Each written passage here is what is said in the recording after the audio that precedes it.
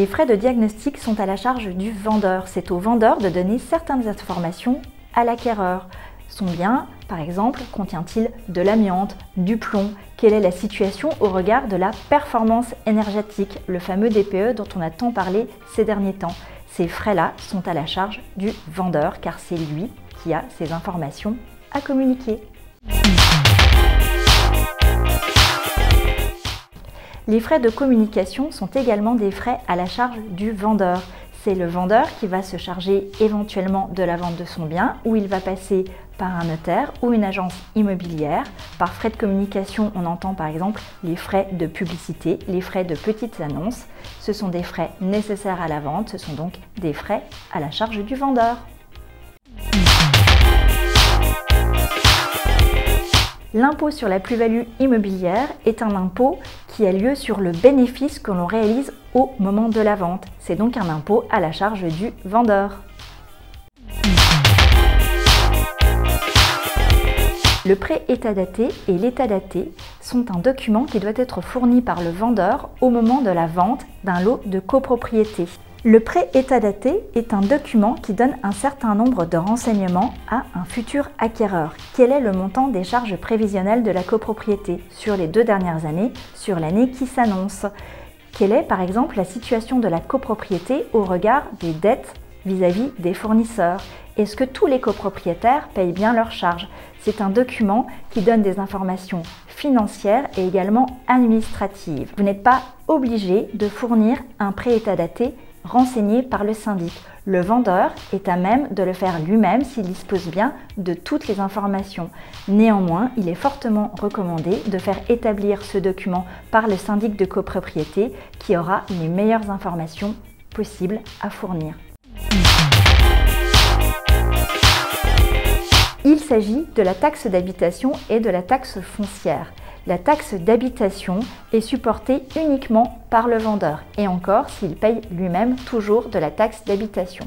En revanche, pour la taxe foncière, cet impôt-là est entre guillemets partagé. On fait ce qu'on appelle un compte pro rata temporis. On va regarder sur l'année en cours le temps de propriété de chacun. Ainsi, le vendeur devra s'acquitter de la totalité de la taxe foncière pour l'année de la vente, mais il pourra se faire rembourser le temps de propriété de son acquéreur. Les frais de remboursement du crédit sont à la charge du vendeur, car c'est lui qui avait fait un crédit pour pouvoir acheter son bien immobilier. Au moment de la revente, s'il y a des indemnités de remboursement anticipées, ces indemnités seront prises en charge par le vendeur. Les frais de mainlevée d'hypothèque sont des frais à la charge du vendeur. Le vendeur, lorsqu'il a acheté son bien, avait pu donner en garantie à la banque la maison ou son appartement. On parle alors d'une hypothèque. Lorsque vous achetez un bien, vous souhaitez avoir un bien libéré de toute hypothèque, de toute garantie. Et donc, le vendeur s'engage à rembourser son prêt et à rapporter la mainlevée de cette hypothèque. Les frais liés à cette suppression, extinction de l'hypothèque sont à la charge du vendeur. Les frais de négociation immobilière peuvent être tantôt à la charge du vendeur, tantôt à la charge de l'acquéreur. À la charge du vendeur si le bien est vendu, frais de négociation inclus ou frais d'agence inclus. Par exemple, vous avez un prix de vente de 150 000 €, en ce compris 10 000 € de frais d'agence. C'est bien le vendeur qui, sur le prix qu'il recevra, rémunérera l'agence immobilière, même si indirectement, l'acquéreur, en achetant le bien 150 000 €, supporte également ses frais d'agence.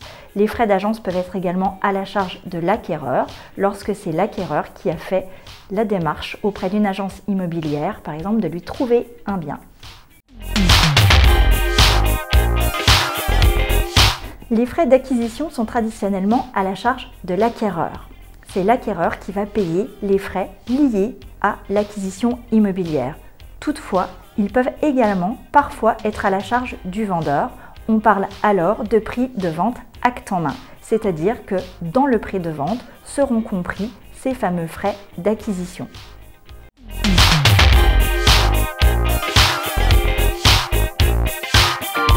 Les frais d'acquisition sont composés de 3 éléments: les taxes, les débours et la rémunération du notaire. L'élément le plus important, ce sont les taxes. Ils représentent environ 80 à 85% des frais d'acquisition.